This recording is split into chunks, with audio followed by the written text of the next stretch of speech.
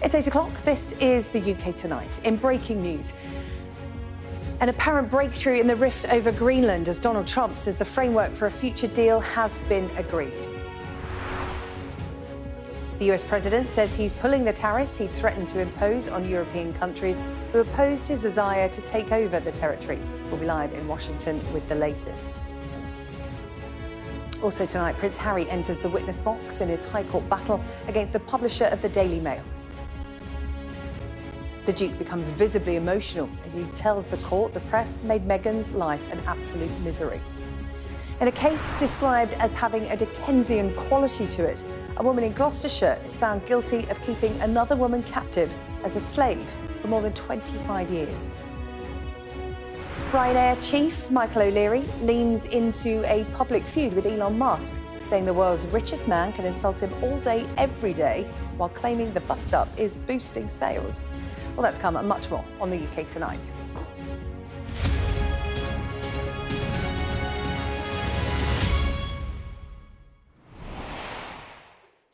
Well, good evening. We start with that breaking news from Davos. We're following weeks of tensions over Greenland. There appears to have been a U-turn from the United States President Donald Trump, who says that the framework for a future deal has been agreed and that he will not impose the tariffs he threatened on European countries.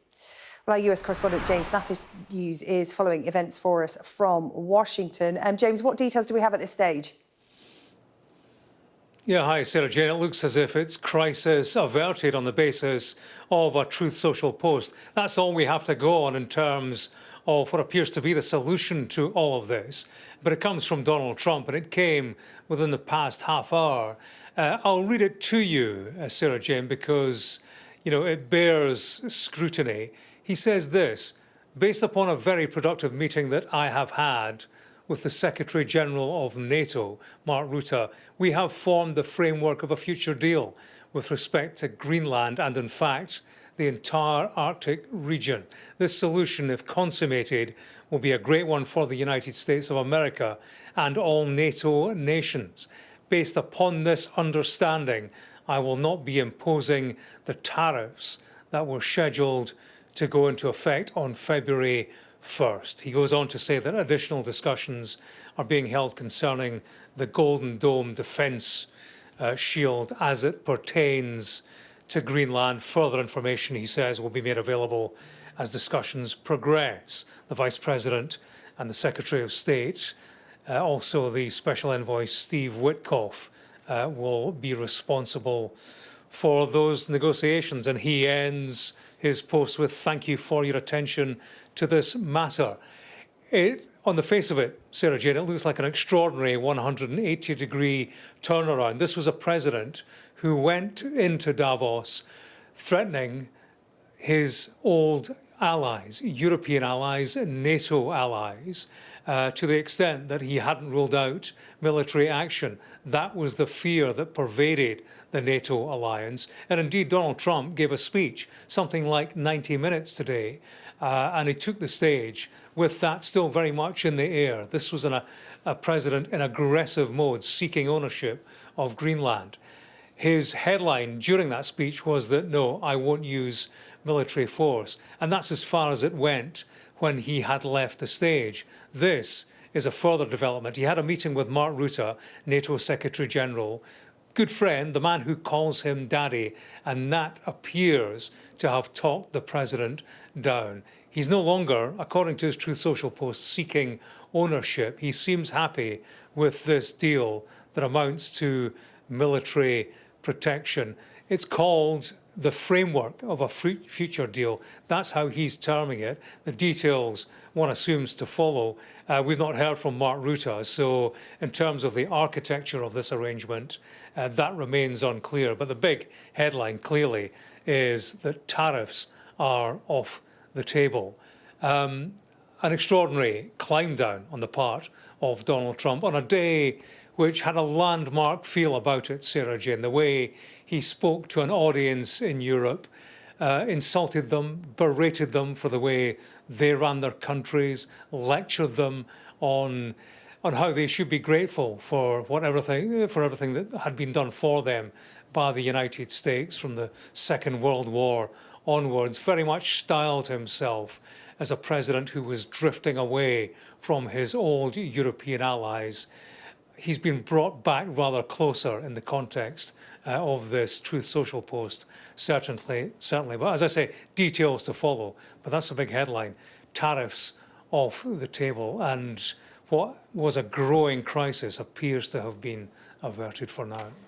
Yeah, James, as you said, such a surprising turn of events given what he said in Davos just a matter of hours ago. That's James Matthews there with the update from Washington for us following events from there. Well, it has been quite the headspin, hasn't it, in Davos today. Our business and economics correspondent Paul Kelso is there and has this report on events up until that apparent breakthrough. After a false start in Washington and a change of presidential plane, Donald Trump finally descended into Davos. A delayed arrival only heightening anticipation for an address that would set the agenda for business and political leaders gathered here.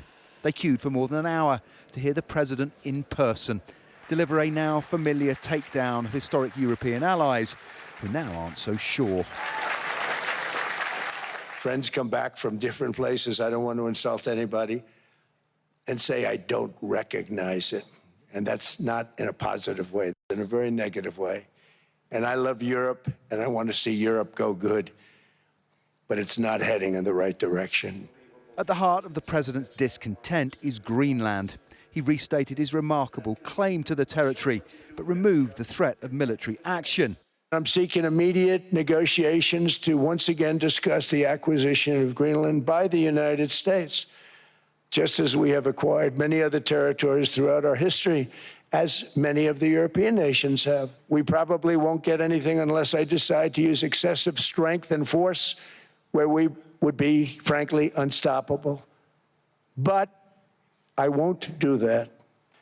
They have a choice. You can say yes, and we will be very appreciative, or you can say no, and we will remember. There was criticism too of the UK and energy policy.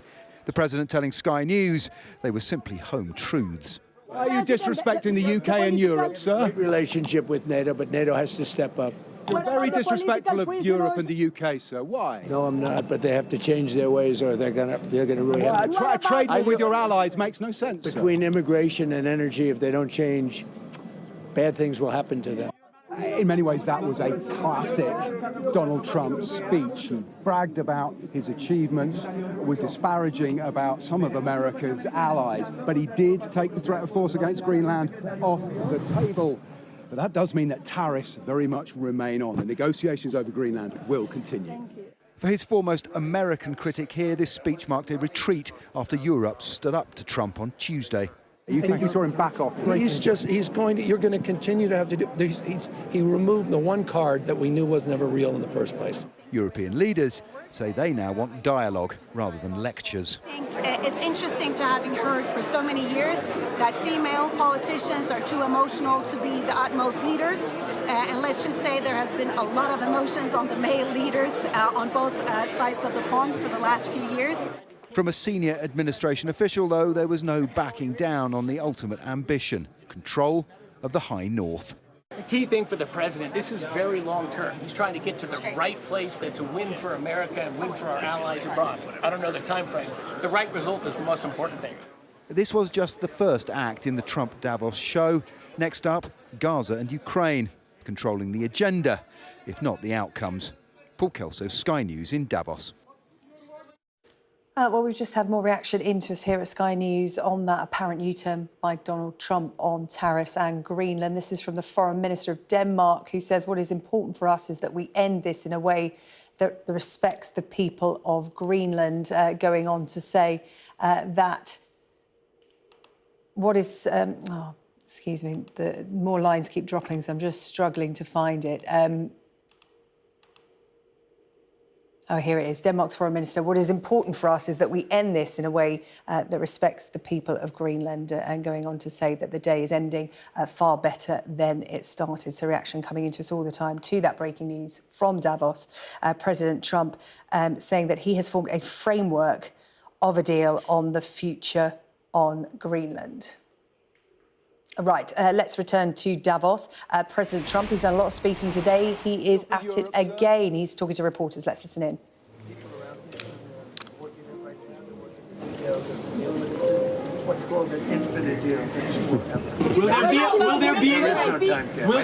Will there be an attack about Russia trying to come and take over Greenland? If you're worried that Putin would do something like that, why invite him to join your board of peace? Because we want everybody. We want all nations. We want all nations where people have control, people have power.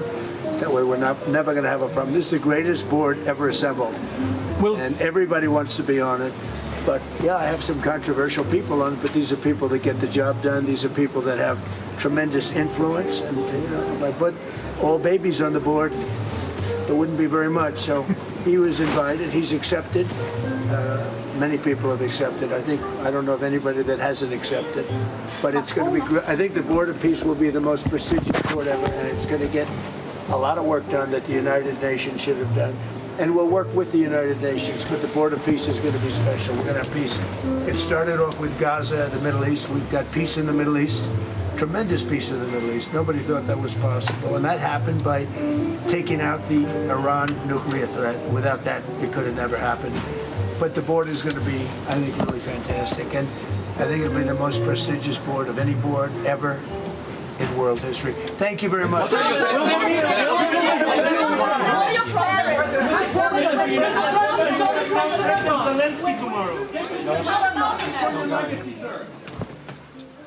Right. So. President Trump there speaking to assembled reporters outside the World Economic Forum. It's been quite the end to the day for President Trump, as he says he's formed that framework of a future deal over Greenland, and as a result, those tariffs won't come into effect in February. More on that to come at 9 o'clock tonight in the World with Yalda Hakim, who is in Davos for us. To the High Court now, an emotional Prince Harry giving evidence in his case against the publisher of the Daily Mail in what became, at times, a rather heated affair. The Duke telling the court the press made his wife Meghan's life a misery and that it had been difficult to trust people when his private information constantly became public. Our royal correspondent Laura Bundock reports. Prince Harry went into court confidently. He's been preparing for years and was ready for a fight. But he didn't have long. It lasted just 2 hours. His case centres around 14 articles he claims were all written using information illegally obtained through phone hacking and blagging by deception his private details. He denies his friends leaked the stories, telling court the stuff in these articles is not the kind of stuff I would talk about openly. My social circles were not leaky. I want to make that absolutely clear. When asked why he didn't raise concerns earlier, he blamed the famous royal family mantra. I would not have been able to complain about them anyway because of the institution I was in, he said. Never complain, never explain. Only 2 of the articles were examined. This one from 2004 about his relationship with Chelsea Davy. Harry claims it contains information that can only have been obtained unlawfully. But lawyers for the Mail argued Harry's own friends were the source of stories, even quoting his memoir Spare back at him. And this article from 2013 came up about his then-girlfriend Cressida Bonus. Harry again argues the details in it must have been blagged, but Associated Newspapers said the sources were legitimate, including Harry's own office. You get the sense Harry was frustrated. He didn't have longer in court. A couple of times he was reminded to stick to the script and answer the questions rather than argue his case. His legal challenge against his tabloid tormentors has become a crusade, but it's also clearly come at a cost. At the end of his appearance, Harry's voice broke. On the verge of tears, he said, "They continue to come after me. They have made my wife's life an absolute misery." Associated Newspapers strongly deny any wrongdoing. After he left, Harry said, "Today we reminded the Mail Group who is on trial and why." He's now had his day in court, but his case still has weeks to go. Laura Bundock, Sky News. And that's it. Harry's day in court over. Well, it was only a couple of hours, as it turned out, in the end. I'm joined now in the studio by media lawyer Rory Lynch and our royal correspondent Rhiannon Mills, who's been covering this story for us this week. Rhiannon, how do you think Prince Harry fared in the witness box today? At times it was emotional, it was heated. This is very personal to him. This is his personal crusade, but in his written statement, which is quite interesting, he talks about it being for the wider social good as well. But you say, how did he fare? There is no doubt that this was billed as it was going to be a huge day for him. As soon as he started talking from the witness box, you could tell that emotions were running high. There was a sense of frustration. You could tell there was a bit of anger at times. And at the end of it, there was quite an emotional breakdown in a way when he talked about the emotional toll that it's taken on him and specifically his wife, Meghan, as well. But I think for him, what will potentially be frustrating and disappointing is that he was meant to be talking for a day in the witness box, and in the end, it was 2.5 hours. And I just think we've been talking about it already. It's just quite interesting that they didn't cross-examine him for longer. They simply looked at 2 articles, maybe alluded to a couple of others, out of 14 articles. To me, it felt that they weren't really giving him the airtime that he wanted. And there was a moment in court where he almost tried to kind of lead proceedings in a different direction, saying to the judge that Associated Newspapers had managed to strip all of the colour out of this, so people didn't really understand how awful it was, what it was like to live that life. And the judge gently having to nudge him back and say, look, you're here to answer the questions in front of you. It will be up to your barrister in the coming weeks to fight your case further. So it was fascinating to watch. For him, it was a huge day. It was his moment finally to confront Associated Newspapers there in court. Yeah, it'd be interesting. You know, I mean, we'll never know, but how he felt coming away from that. Like you said, he was due to give evidence tomorrow. It was brought forward a day early. It was expected to be a full day. He only got a couple of hours. Rory, what are the tactics at play here from a legal point of view? Yeah, it's interesting. A lot has been made of the fact that yesterday Anthony White-Casey for Associated Newspapers was supposed to do opening statements for 2 days, and he only did 2 hours, which pushed Prince Harry into the box a day early. And this is a technique that can be used to try and rattle a witness. And then today, interesting that they only cross-examined Harry for 2 hours. Now, in my experience, if you have a witness on the ropes, you keep going. He was due to be cross-examined for a day, and they took him out. They pulled him early because I think Harry was doing well, actually. Now, I think what a lot of people think about Harry is that he's a playboy and he's not very bright, but actually, he's intelligent, he's articulate, he's genuine, he comes across genuinely, and also he knows these issues inside out. He's lived this case, and that makes, in my experience, for a very compelling witness. And I think that although there were no hammer blows landed by either side today, I think Harry held up well enough that they thought, this is damaging to us. And he said a few things. For example, he said, I feel like they were trying to drive me to drink and drugs to make more press out of me. He talked about the misery inflicted on Meghan and started choking up. This is the kind of emotional stuff that cuts through to the public. And I think maybe there was a tactical decision by Associated's lawyers that this isn't going well, we should pull him out early so he doesn't do any more damage. I think that was probably a good idea because if you have a witness struggling, you keep pushing. Yeah. I mean, Rhiannon, it's worth reminding people the parameters of this in terms of Prince Harry isn't the only claimant. We will see other high-profile names giving evidence, whether it's remotely or on the stand in person. And you talk about 14 articles. You know, the understanding is that examples of alleged phone hacking have been whittled down. Otherwise, you know, this trial would take months and months rather than the allocated weeks it's got. Talk to me about the parameters of what's unfolding. Yeah, so I think that's what's going to be fascinating is we've been building up to Harry giving evidence, but there is a long way to go. You're looking at a trial that they estimate is going to take 9 weeks, 8-9 weeks. You are going to see the likes of Liz Hurley, Elton John, Doreen Lawrence, the mother of Stephen Lawrence, Sadie Frost also giving evidence as well, talking about their experiences. But I think if you go back to Harry, for him, in his written statement, it is clear just how personal this has become for him. He talks about the Daily Mail as being the most influential newspaper, the fact that if they can get away with this, then the country is doomed. For him, the stakes are really high on this one. And I think for him, for today, for it to ultimately be done for him now, he can go away. He still has a long wait, though, to find out exactly how this is going to play out. OK, that's all we've got time for, because we've got to return to Davos. News events this evening are such that there's a lot of developments happening.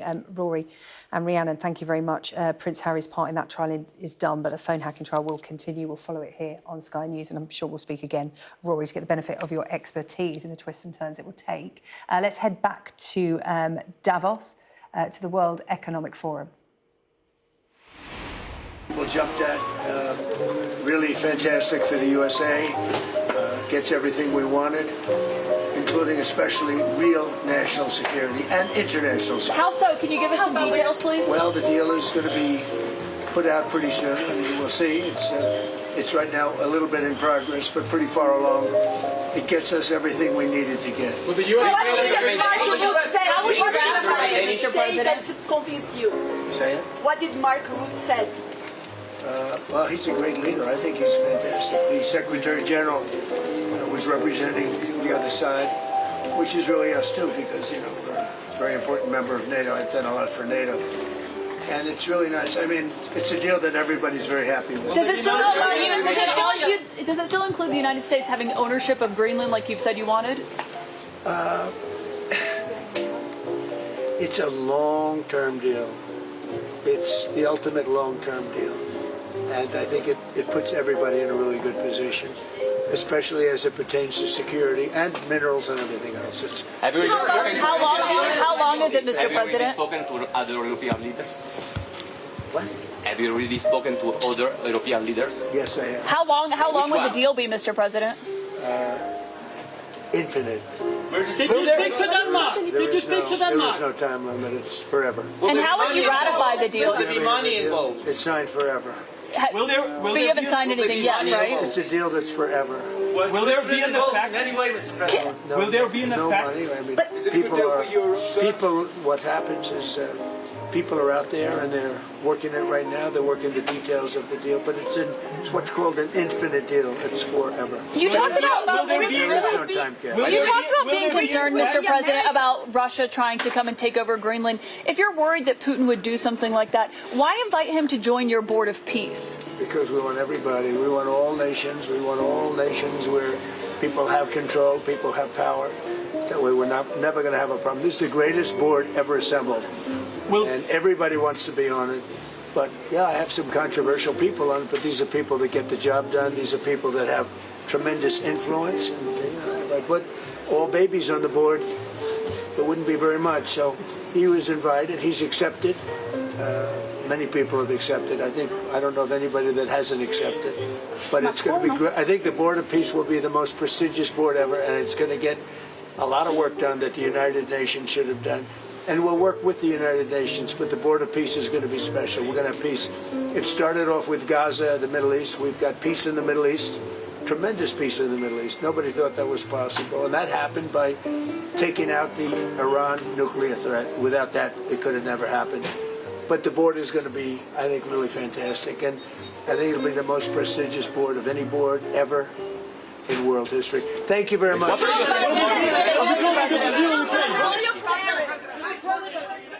Donald Trump there stopping to give an impromptu press conference in front of the assembled reporters there. He's been talking quite a lot today. The breaking news this evening that the US president says he's formed the framework of a future deal over Greenland, and that would involve tariffs not coming in, the tariffs that were threatened against the UK and other European allies from February. So that is the breaking news this evening. It's going to be interesting to hear the reasoning and see some of the specifics of that agreement that President Trump described as infinite. We're getting reaction in to this breaking news. This has come in from Kemi Badenoch, leader of the Conservatives. It's on the social media platform X. She says, I welcome news that President Trump has dropped his threat of tariffs for now. This will be a relief to businesses who are already facing so many challenges. It is also good to hear Trump rule out the use of force in Greenland. Greenland's future must be decided by its people. The Prime Minister, Keir Starmer, coming out strongly today, opening the list of speakers at the World Economic Forum in Davos by saying that the UK will not yield when it comes to Greenland. President Trump giving his own address to the assembled dignitaries at the World Economic Forum, in which his language and his remarks about Greenland and tariffs were markedly different from what we have seen after a meeting with the chief of NATO, Mark Rutte, in Davos this evening. More updates throughout the evening here on Sky News. Let's speak to our chief political correspondent, John Craig, who joins me now from Westminster and has been following this developing story because it's quite a twist in the tale, John. It is, and the Prime Minister will no doubt feel vindicated by his approach. He talked at Prime Minister's questions today, so some of the toughest language, in fact, the toughest language we've heard from him on the threat of tariffs and the threat to take over Greenland by President Trump with military force if necessary. And he said that will yield to no one. Now, whether that had an effect on this decision or whether it was indeed the talks that President Trump had in Davos that have made him change his mind, the Prime Minister will feel strongly vindicated. And that his approach over the last few days, phone calls, talks with other leaders and so on, have proved productive, calm discussion he talked about earlier in the week when he had a news conference on Monday morning. And he toughened his language today at Prime Minister's questions. He hit back at the likes of Sir Ed Davey, who has been President Trump's strongest critic in the House of Commons, when he called for much tougher action. He rejected a call from a Labour backbencher to introduce tariffs of our own against the Americans. And he accused Kemi Badenoch of what he called opportunism and jumping on bandwagons. Now, Kemi Badenoch has indeed responded in a tweet. I spoke to Kemi Badenoch a short time ago. She was speaking to Conservative MPs at what we've described as an emergency meeting of the 1922 committee. That's backbenchers, Conservative peers, following those defections of recent days. Now, she told me that Sir Keir was right on Greenland, wrong on the Chagos Islands. That's something the Tories have been battling against over the past week or so in the Commons and elsewhere. Now, she also hit out when I spoke to her at Nigel Farage, because Mr. Farage over in Davos was welcoming an American presence in Greenland. Now, Kemi Badenoch said to me, well, that's people can see the difference between populism and conservatism. Now, the Labour Party have also hit out at Mr. Farage. The Labour Party have said in a statement that accused Mr. Farage of attacking the UK's interests abroad. They have said that time and again Nigel Farage jets abroad to undermine Britain. He's incapable of acting in our national interest. Now, there's a meeting of European leaders. The Prime Minister's not attending that. It's taking place tomorrow. PM not attending that. Why should he? He's not. Obviously, the UK is not a member of the European Union anymore. But the Prime Minister has obviously, as he pointed out at Prime Minister's question, spent hours on the phone to various leaders. So he will argue that his quiet diplomacy has paid off. There will be some concern, perhaps, that the mercurial American president may change his mind. It was noticeable in that tweet from Kemi Badenoch that she said, I welcome news that President Trump has dropped the threat of tariffs for now. She went on to say this will be a relief to businesses who are already facing so many challenges. It's also good to hear him rule out the use of force. Greenland's future must be decided by its people. That last sentence, of course, is exactly what the Prime Minister has been saying in recent days. So, quiet satisfaction, I guess, in Downing Street. They will be hoping that the President doesn't change his mind again, and the Prime Minister obviously will feel that his approach has paid off, and he will feel that he was right to attack those critics who said that he should have been a bit more belligerent with President Trump. OK, John, thank you for the moment. As you said, this is a president that does like to change his mind, but this is where we are at this evening. At around 7:30 tonight, President Trump from Davos, the World Economic Forum, posted this on Truth Social. It said, based on a very productive meeting that I have had with the Secretary General of NATO, Mark Rutte, we have formed the framework of a future deal with respect to Greenland and, in fact, the entire Arctic region. This solution, if consummated, will be a great one for the United States of America and all NATO nations. Based upon this understanding, I will not be imposing the tariffs that were scheduled to go into effect on February 1st. Additional discussions are being held concerning the Golden Dome as it pertains to Greenland. Further information will be made available as discussions progress. Vice President J.D. Vance, Secretary of State Marco Rubio, Special Envoy Steve Witkoff and various others, as needed, will be responsible for the negotiations. They will report directly to me. Thank you for your attention to this matter, Donald J. Trump.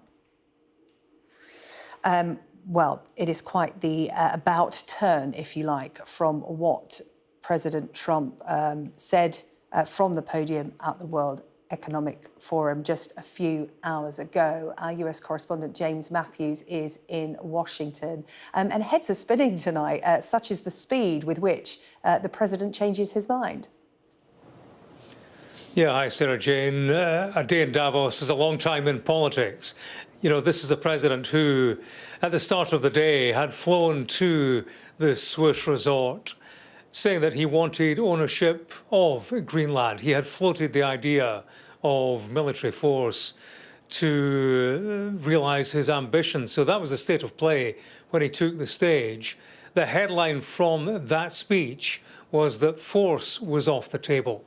And as the day proceeded, clearly he was prepared to take that next big step. It followed a meeting with Mark Rutte, the Secretary General of NATO, an old buddy, the man who calls President Trump daddy. That appears to have worked some kind of magic, because we had that Truth Social post that you just read out. Tariffs off the table, ownership of Greenland not mentioned. And indeed, subsequent to that Truth Social post, Sarah-Jane, he has been asked directly, you know, do you still want ownership of Greenland? Is that still something involved in this issue? And he didn't say that ownership was an issue. He did say that what they have is a deal not yet signed, but it is a deal that gives the United States everything it needs to get, he said. Talks about it being an infinite deal. So that's where we are. We have what he's described on Truth Social as the framework of a deal that gives the United States what it wants, gives NATO what it needs, and discussions, negotiations are to continue on, led by his Vice President, J.D. Vance. They will concentrate clearly on the military imperative over Greenland, as perceived by the United States. This Golden Dome, you know, which essentially is an umbrella to shelter Greenland, the United States and allies from missile attack. But a dizzying day in Davos, with Donald Trump appearing to have made an 180-degree turn, a dramatic climb down, not so much a breakthrough as a breakdown in his territorial ambitions, which had caused such antagonism between the United States, the Trump administration, and old European allies. And that was very much, as I say, the state of play this morning when they woke up in Davos. And he was a president who didn't miss his audience. I mean, he antagonised, he insulted, he mocked his European audience in Davos, berated them for how their countries were run, said that Denmark was a country that should be grateful for everything the United States had done during World War II, said European countries would be speaking German and Japanese now if it wasn't for the United States winning the war. He neglected the reminder that the United States very much did not act on its own in winning the Second World War, of course, not for the first time. But that was the tone and some of the content from this Trump speech, very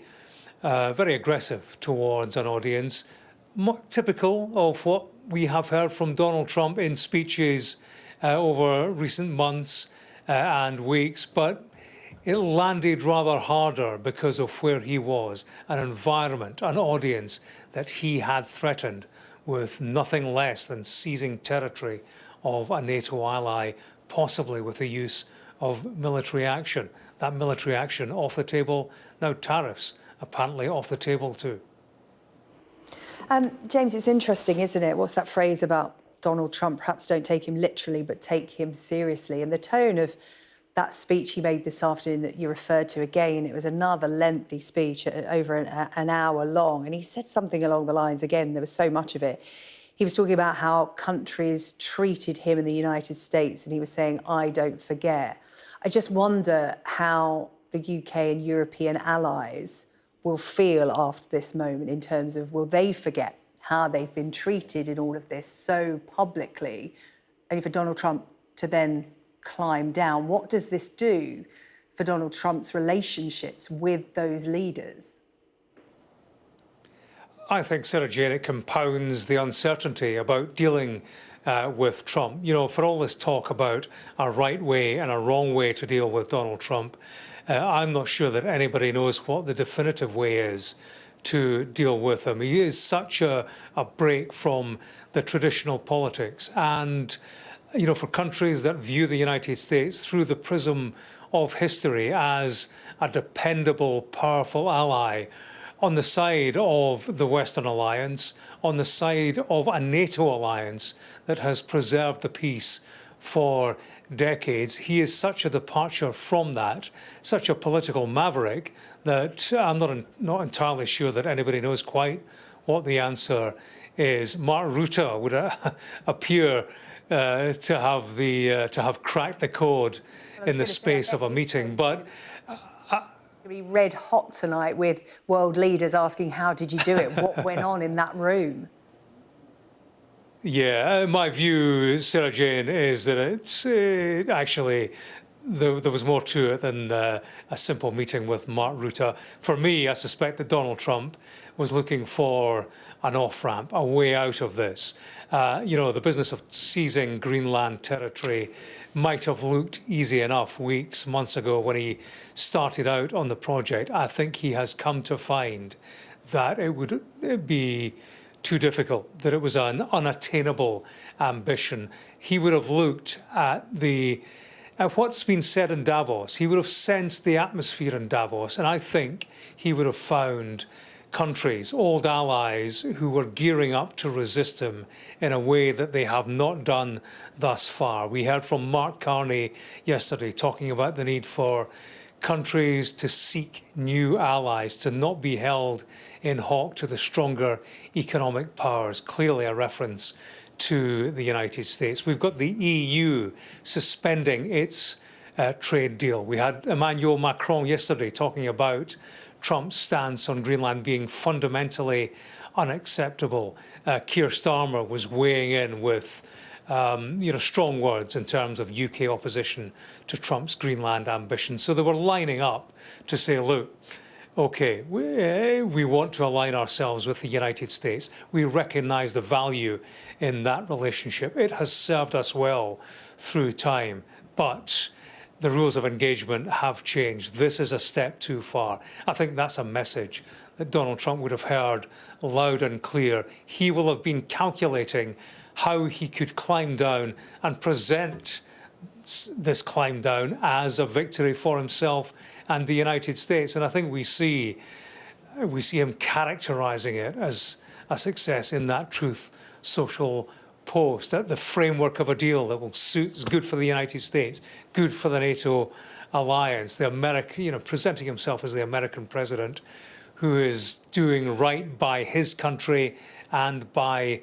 his allies. Frankly, Sarah-Jane, I wonder how many will be buying that. But I think, to get back to your question, how does this leave the relationship, the transatlantic relationship?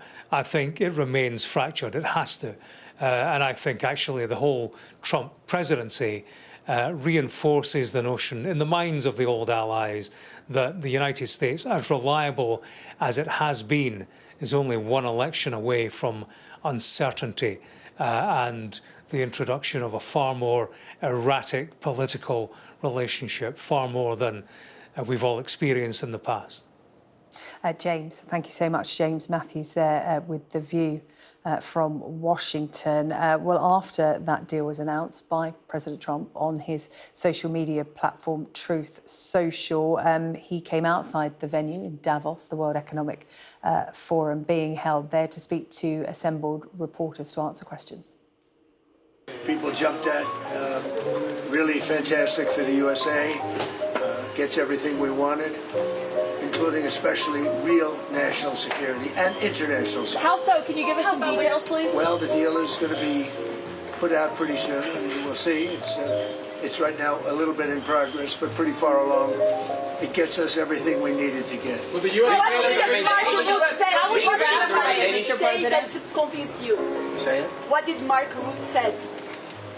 Well, he's a great leader. I think he's fantastic. The Secretary General was representing the other side, which is really us too, because we're a very important member of NATO. I've done a lot for NATO, and it's really nice. I mean, it's a deal that everybody's very happy with. Does it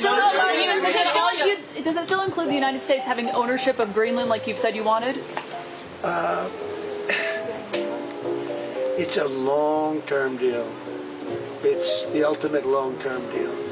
And I think it puts everybody in a really good position, especially as it pertains to security and minerals and everything else. How long is it, Mr. President? Have you already spoken to other European leaders? What? Have you already spoken to other European leaders? Yes, I have. How long would the deal be, Mr. President? Infinite.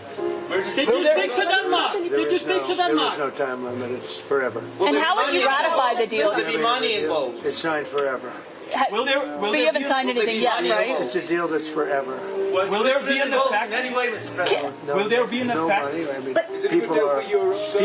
what happens is people are out there and they're working it right now. They're working the details of the deal, but it's what's called an infinite deal. It's forever. You talked about There's no time cap. You talked about being concerned, Mr. President, about Russia trying to come and take over Greenland. If you're worried that Putin would do something like that, why invite him to join your board of peace? Because we want everybody. We want all nations. We want all nations where people have control, people have power. That way we're never going to have a problem. This is the greatest board ever assembled. And everybody wants to be on it. But, yeah, I have some controversial people on it, but these are people that get the job done. These are people that have tremendous influence. And, if I put all babies on the board, it wouldn't be very much. So he was invited. He's accepted. Many people have accepted. I don't know of anybody that hasn't accepted. But it's going to be great. I think the Board of Peace will be the most prestigious board ever, and it's going to get a lot of work done that the United Nations should have done. And we'll work with the United Nations, but the Board of Peace is going to be special. We're going to have peace. It started off with Gaza, the Middle East. We've got peace in the Middle East, tremendous peace in the Middle East. Nobody thought that was possible. And that happened by taking out the Iran nuclear threat. Without that, it could have never happened. But the board is going to be, I think, really fantastic. And I think it'll be the most prestigious board of any board ever in world history. Thank you very much.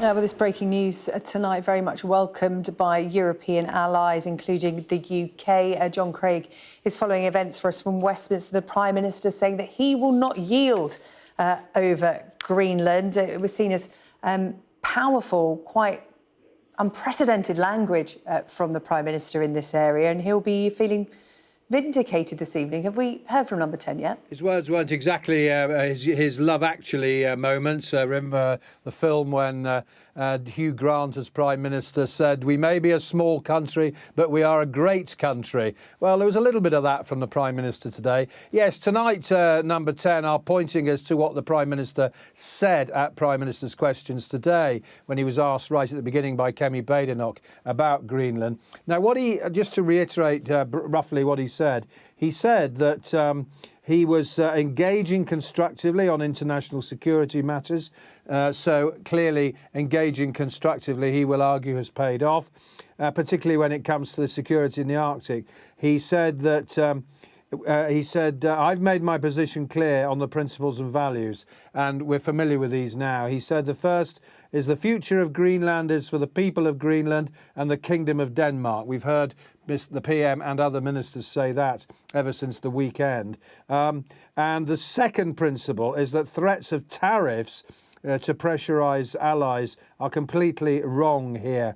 He said we'll continue to engage constructively. He said, as I pointed out a short time ago, I've had many international calls in recent days. The Prime Minister of Denmark is coming to the United Kingdom tomorrow for bilateral talks. He announced that at Prime Minister's Questions. But he said, I want to be clear. I will not yield. He repeated that. Britain will not yield on our principles and values about the future of Greenland under threats of tariffs. That is my clear position.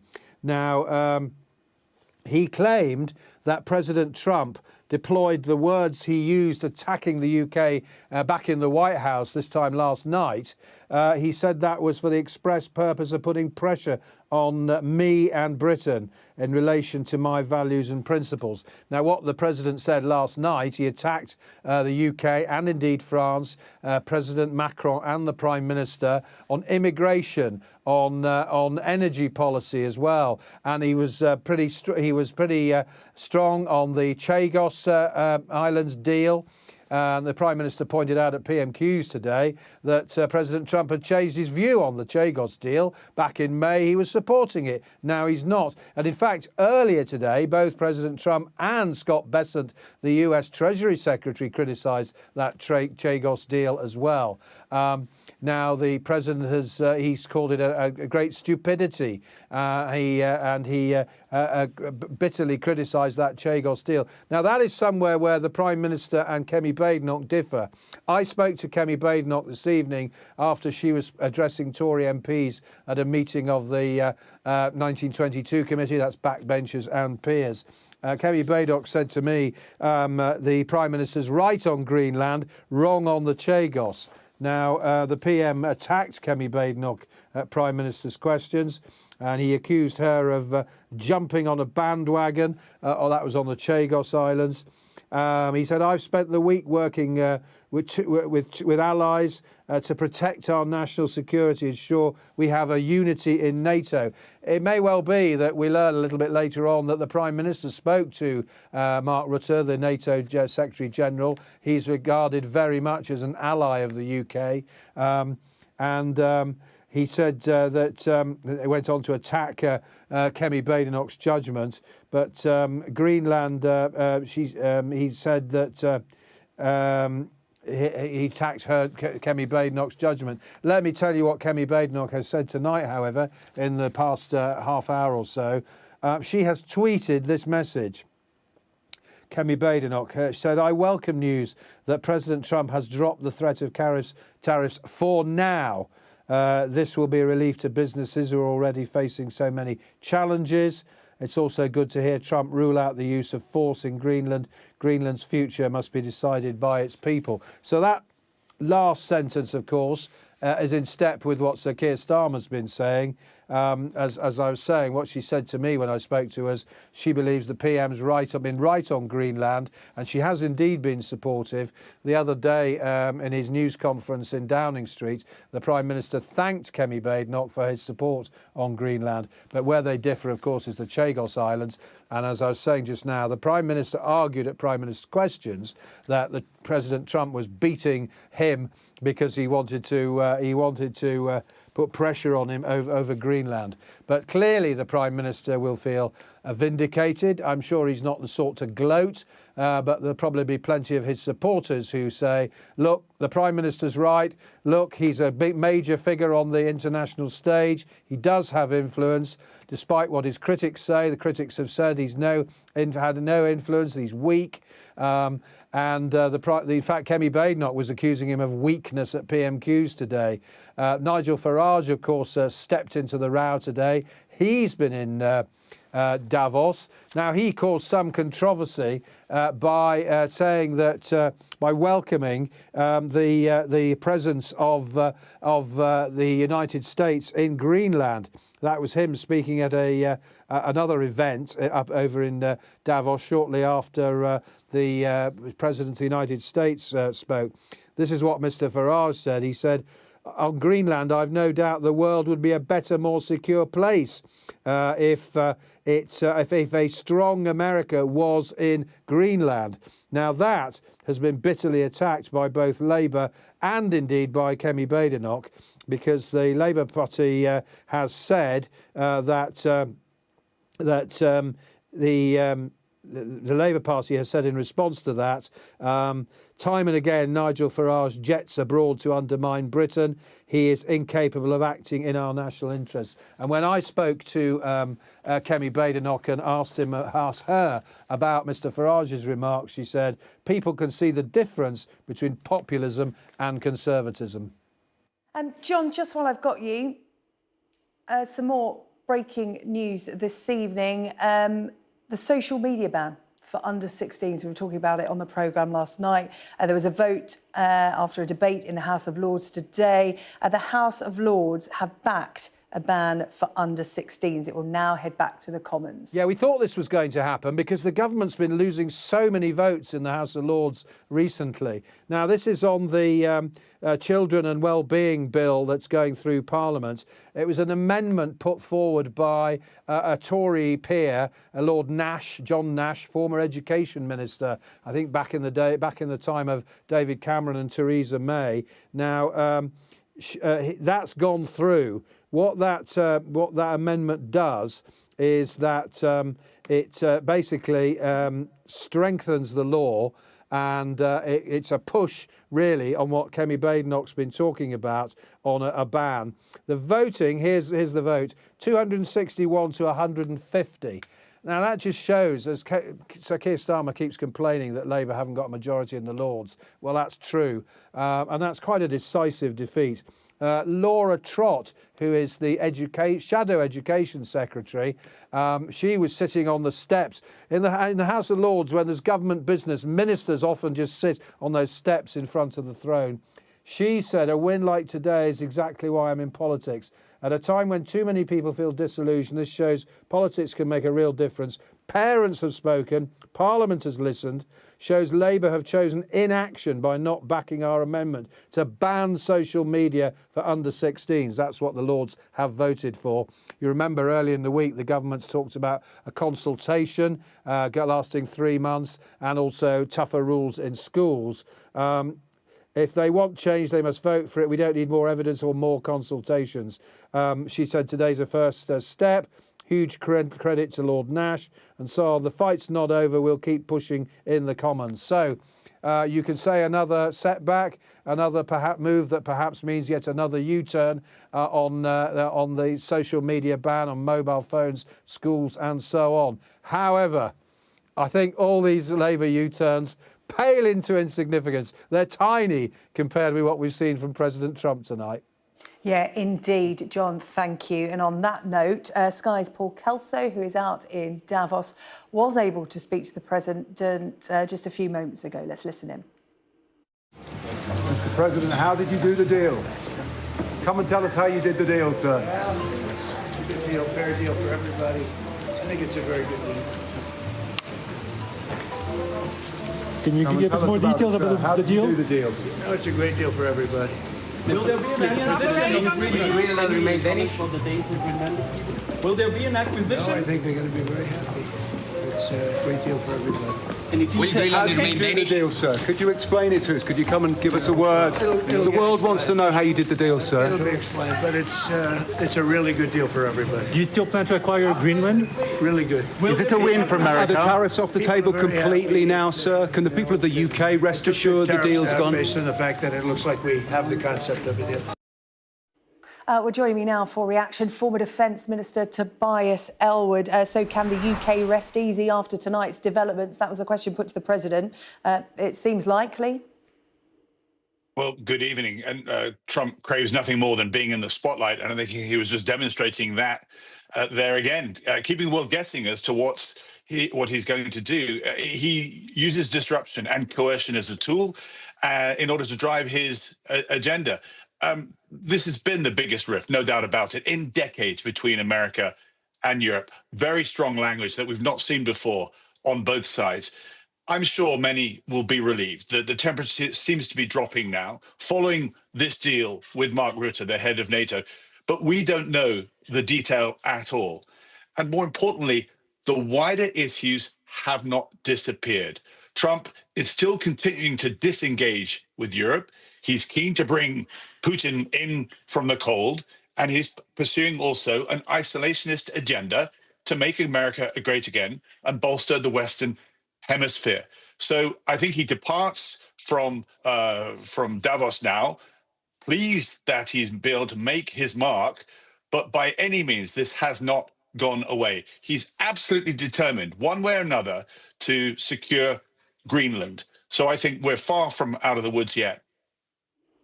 It's worth reminding everyone where the UK comes into this when it comes to Greenland. It is. Greenland itself is absolutely part of NATO. So this argument that Trump has used to say you're not defending it, well, America's not defending it. They've, as we all know now, they've reduced their troop numbers there. And were Russia to attack America in any way, they would not come across Greenland. There's a far nearer route across the Bering Strait that they would pursue.